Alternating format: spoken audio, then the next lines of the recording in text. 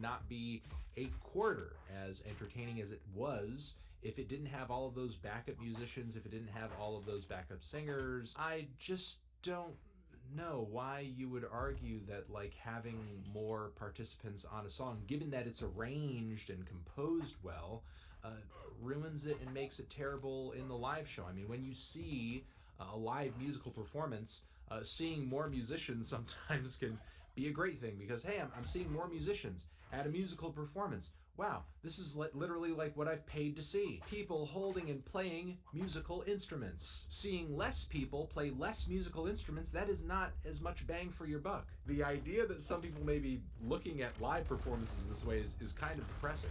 I mean, maybe I could see this argument being made if, like, you know, you're really annoyed that there's like 12 or 13 backup dancers really taking up the whole stage and everything and ruining shit. The Fresh Prince of Bel-Air theme is the most 90s defining rap song ever. It's literally a TV show theme song. Is it the most 90s defining rap song ever? I mean, not really. The style of hip-hop music the Fresh Prince was making in the theme song to that show was really more indicative of like 80s rap. I mean, unfortunately, like Will Smith, over the course of hip-hop's history, never really changed up his hokey style all that much, even with the hardcore hip-hop 90s, even with the bling era being ushered in and him doing like all of these like huge singles for movie soundtracks, movies that he was actually appearing in. But hey, the fact that Will Smith's music was so corny and agreeable and a little dated was partially why he was so marketable, and pretty much why the dude is like rich as hell right now, and hey, you know, you can't fault him for that. He just made some songs and some shows and some movies a lot of people love, and you know, that's not bad. That's not a bad thing. But still, the song that defines hip-hop of the 90s the most, not really. Especially when you're talking about Eminem Slim Shady LP dropping toward the end of the 90s. You're talking about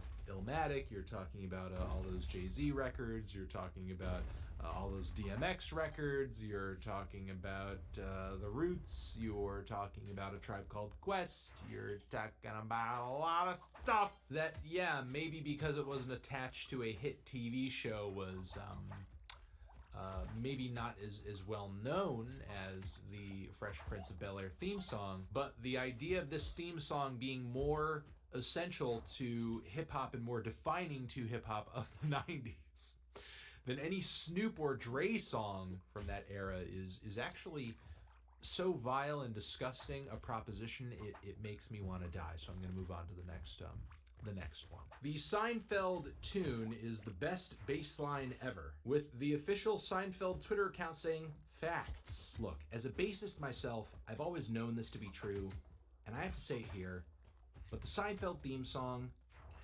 it's not even a real bass. It's just like sampled bass out of a synth. So you're like, oh, it's the best bass line ever. The Seinfeld theme, best bass. It's not even a bass. So honestly, what you're saying here is like it's the best synth line ever mimicking a bass. It's not a real bass.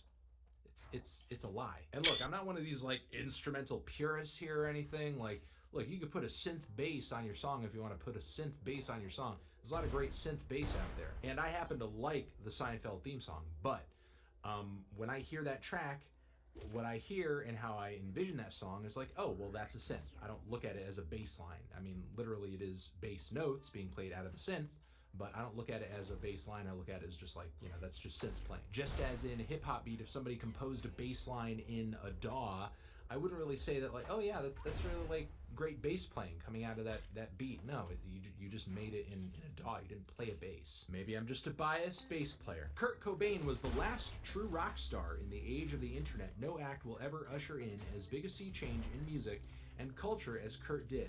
That demographic of disenfranchised kids, sick of their dad's music, will never exist again as long as YouTube is around. I mean, if you're talking about rock stars literally playing rock music, yeah, there may never be a rock star as big as Kurt Cobain from here forward, but that has more to do with rock kind of like, you know, culturally phasing out, just like most major popular music trends do over time. It's happened to forms of rock, it's happened to forms of electronic music, it's happened to forms of pop and hip hop, and it will continue to happen to whatever trends or sounds or genres rise up into the future, because nothing lasts forever. That being said, though, there are some rock stars that are pretty huge and influential that came after Kurt Cobain. I mean, look at Jack White. Dude has come out with tons of classic records, totally kicked ass in his prime, helped usher in a new brand of rock music in his time, and Seven Nation Army is sung all across the world at sports arenas basically everywhere, which is the kind of omnipresence that you can't really say for like a Nirvana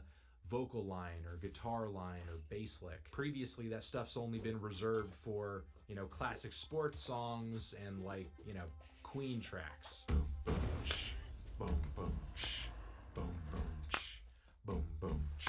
And finally, I mean, there's still a lot of disenfranchised kids out there who hate their dad's music. They're just not really listening to rock because more often than not, their dad's music is rock. So they're listening to other genres that aren't rock because they don't want to listen to what their dads listen to. Our dads, or rather many of the dads of people in my audience, are no longer these fuddy-duddies who grew up listening to rock and roll and disco and vocal pop from the 60s and 70s or maybe even 50s. The dads growing up today, with a lot of people who are in their teens and 20s, they're Gen Xers. They grew up listening to synth pop and hard rock and maybe even thrash, maybe even grunge.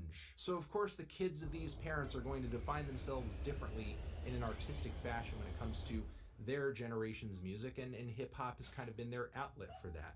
They're not going to listen to Sonic Youth, they're going to listen to Lil Pump. And Lil Pump is a rock star, by the way.